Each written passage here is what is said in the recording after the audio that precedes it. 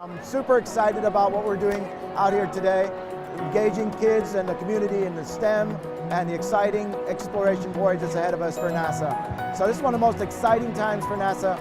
We're trying to, in the next couple decades, we have actually 3 concurrent efforts that we're doing with commercial crew, commercializing LEO, low Earth orbit. We're creating the first generation of interplanetary spacecraft for returning humans to the Moon and Mars, and we have our continuously manned crewed space station on orbit. As the chief technologist, I'm engaged in developing the technologies that enable this exciting exploration journey ahead of us. So we like to say technology drives exploration. And one of the keys to that is maintaining an innovative and diverse workforce that can really create the new inventions that will make this possible. So we're out here today engaging with a wide sector of the community, people that we know are the right fit, both in the future and in our current workforce needs.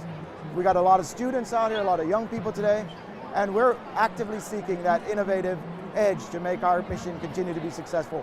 One of the areas that we work a lot with in my job is we work with the Department of Defense and others in the space sector. And we found that one of the most best fits for our workforce are veterans and folks who have been used to operating in the kind of challenging environment that we currently operate in. We have a very large representation in our workforce that are veterans, and we continue to seek out those highly qualified people who understand the kind of exciting challenges that NASA is taking on. So growing up, the Space Shuttle program had really influenced me and encouraged me to want to be an astronaut.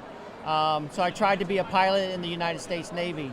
The wait time actually was very long to get in, so I went into the next best thing that I was passionate about, which was medicine. I did a lot of research and found out that the Navy had one of the best medical corps in the branches, so I chose the Navy to become a medical corpsman. I served 4 years in the Navy and actually crossed over to the Marine Corps as a field medic corpsman. My favorite duty station, I would have to say, was Bethesda, Maryland, because I was the personal EMT for the president at the time. It was cool that we did an event with the president, and the public actually thought he was in the motorcade, and he actually rode in the ambulance with us, and he got to talk to us, and we learned a few things, and just to see the whole behind the scenes on how the president is transported. So once I got out of the Navy, of course, I was a nurse, so I stayed in the nursing practice for another 10 years. Found an opportunity to apply at NASA since that was my boyhood passion, and got accepted. So now at NASA, I do exhibits as well as public outreach, is why I'm wearing a spacesuit today. The spacesuit is to engage the public, to bring them in and talk to NASA, because some people might be intimidated that they're not smart enough or something might be topics way over their head. I'm that buffer between the two. On the other side of the house, I do exhibit specialists, so artifacts that fly into space, they come back to Earth, you have to do something with them.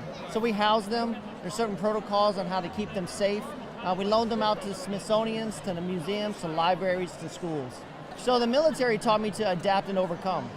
Any situation I feel like that is thrown at me, somehow, some way we're gonna take care of it. The nursing side of the military taught me empathy, which I think is very important in any job that you carry.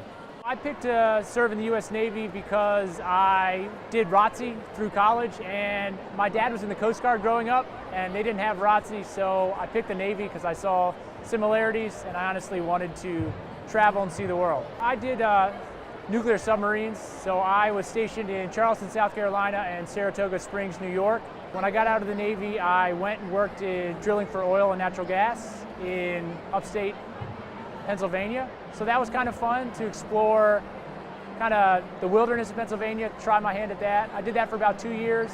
And then after that, I came here to NASA here at Goddard. And I've been here for about 5 years. It's been a great time to kind of act as an intermediary between the engineers and the public. So not necessarily hands-on engineering, but talking about it and writing about it. It's kind of the best of both worlds for me. Brought out some robots and an infrared camera to kind of introduce kids to robotics and infrared cameras and kind of show how technologies can be used in space to help us in space, but also to perform tasks here on the Earth. Honestly, it was a little weird for me getting out of the military, kind of transitioning back into the civilian life. My encouragement would be just to keep trying and keep asking people what they do, where they work, to see if you can see yourself there, and not giving up, not kind of pigeonholing yourself. I never thought I'd be working at NASA. I was a journalism major in college, but you never know what you can find yourself doing if you try and you keep working hard at it. The next decades promise to be even more exciting and more challenging than the 60 years NASA has been around. And we need to make that possible. We need the best and the brightest on board, and we're excited about the opportunity to partner with you folks to do that.